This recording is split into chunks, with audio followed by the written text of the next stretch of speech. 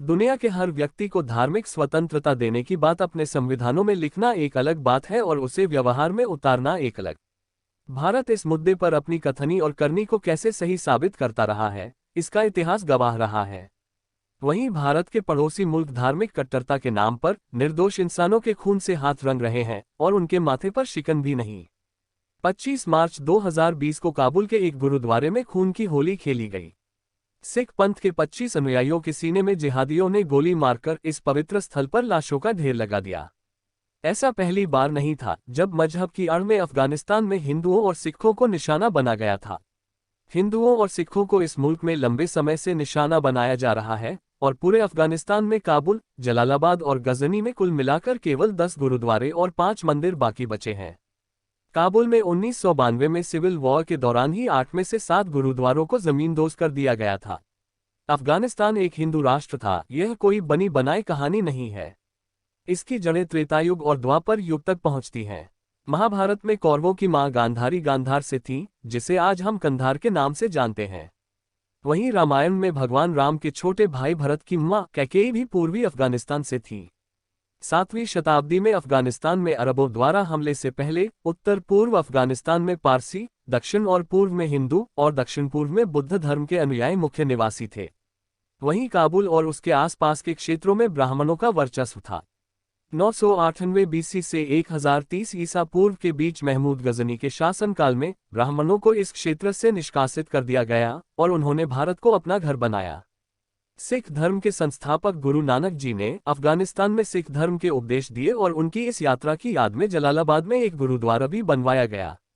इतिहास में ऐसा एक बार नहीं बल्कि बार बार हुआ जब कट्टरपंथियों और जिहादियों ने हिंदुओं और सिखों को पलायन के लिए मजबूर कर दिया, और हर बार भारत ने इन समूहों के अपनी जड़ों से जुड़ाव और दुनिया की अनदेखी और उदासीनता के कारण पनाह दी।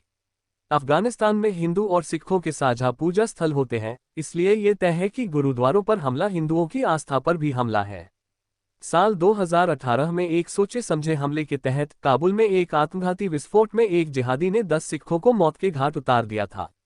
क्रूरता की हद ये थी कि गुरुद्वारे के मुख्य ग्रंथी की 4 साल की पोती तान्या को भी निर्ममता से बंदूक की गोली से निशाना बनाकर मौत के घाट उतार दिया गया था। अपने आसपास मौत के तांडव से दहली ये बच्ची किसी अपने की तलाश में जोर जोर से रो रही थी। दर्द से बिलखती, अपने पिता को पुकारती इस बच्ची के माता पिता की भी इस हमले में मौत हो गई थी। तान्या की मासूमियत भी दरिंदों को धर्म के लिए यह जघन्य हत्या करने से रोक नहीं सकी। इस हमले में तान्या का 13 साल का भाई और 11 साल की बहन बमुश्किल अपनी जान बचा पाए, क्योंकि वे कहीं छिप गए थे। आज ये दोनों अनाथ हैं और उस क्रूर दिन की याद इन्हें रह रहकर इंसान के वशी होने की याद दिलाती है।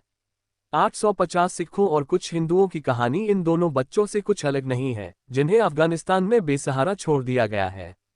इस हमले के बाद तो ये पक्का हो गया कि इन 850 सिखों और मुट्ठी भर हिंदुओं की सुध लेने वाला पूरे अफगानिस्तान में कोई नहीं। इस काले युग की शुरुआत हुई साल 1992 में, जब अफगानिस्तान में मुजाहिदीनों का शासन शुरू हुआ।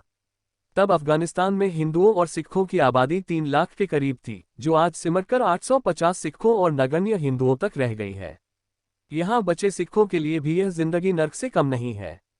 पर तान्या के अनाथ भाई बहन की तरह इन बेसहारा सिखों और कुछ एक हिंदुओं के पास विकल्प ही क्या है? इस सवाल का जवाब एंटी सीएए लॉबी और पंजाब के मुख्यमंत्री को देना चाहिए। वे पंजाब के मुख्यमंत्री ही तो थे जो विधानसभा में सीएए यानी नागरिकता संशोधन विधेयक के खिलाफ प्रस्ताव लेकर आए थे। क्या माननीय मुख्यमंत्री इन बेसहारा सिखों को कोरोना से बदहाल यूरोप या अमेरिका भेजने का सुझाव देना चाहते थे, या उन्हें कनाडा में पैर पसार रहे खालिस्तान की शरण लेनी चाहिए? क्या कनाडा की सरकार इन शरणार्थियों का खुली बाहों से स्वागत करने को तैयार है? क्या पाकिस्तान करतारपुर गलियारे पर भाईचारे की कालीन बिछाकर इन्हें अपने गले से लगाएगा? अगर ऐसा नहीं है तो इससे साफ हो जाता है कि करतारपुर पर पाकिस्तान का सारा दिखावा एक कूटनीतिक चालाकी से ज्यादा कुछ नहीं। 2020 में काबुल के गुरुद्वारे में सिखों का नरसंहार जिहादियों की अमानवीयता का सबसे बड़ा उदाहरण है। जब सारी दुनिया कोरोना जैसी घातक बीमारी से लड़ रही थी, उस वक्त इस नरसंहार को चुनना इस बात को साबित करता है कि ये लोग किसी भी मायने में इंसान कहलाने के हकदार नहीं हैं। इस्लामिक स्टेट खुरासान ISK ने काबुल में गुरुद्वारे में नरसंहार को अंजाम दिया था। इस आतंकी संगठन का popular front of India PFI से सीधा संबंध है। पीएफआई वही संगठन है जो भारत में नागरिकता संशोधन विधेयक के खिलाफ माहौल बनाने में सक्रिय रहा और इसी ने शाहीन बाग में भारत विरोधी प्रदर्शन के तमाशे को बढ़ावा दिया। पीएफआई ने भारत को कमजोर करने के लिए हवाला के माध्यम से नागरिकता संशोधन विधेयक के खिलाफ अभियान को वित्तीय सहायता भी दी। 11 मार्च को दिल्ली पुलिस की स्पेशल सेल ने पीएफआई के अध्यक्ष परवेज और सचिव इलियास को गिरफ्तार किया। इन पर न केवल सीएए विरोधी गतिविधियों को बढ़ावा देने के लिए फंडिंग का आरोप है, बल्कि हिंसा फैलाने के भी गंभीर आरोप इन दोनों पर लगे हैं। इससे पहले पीएफआई के एक और सहयोगी दानिश को भी गिरफ्तार किया था। दानिश भारत में पुलिस और इंटेलिजेंस एजेंसियों की निगरानी का काम करता था। साथ ही ऐसा माना जाता है कि इंटेलिजेंस ब्यूरो इब के अधिकारी की निर्मम हत्या में भी दानिश का ही हाथ था। यह मामला कितना गंभीर है, इस बात का अंदाजा इससे लगाया जा सकता है कि पूरे एंटी-सीएए विरोध प्रदर्शन और हिंसक गतिविधियों के दौरान पीएफआई के ये करता धरता कुछ बड़ी शख्सियतों के लगातार संपर्क में थे और ऐसा विश्वास है कि प्रवर्तन निदेशालय के पास इस पूरी बातचीत का रिकॉर्ड भी मौजूद है।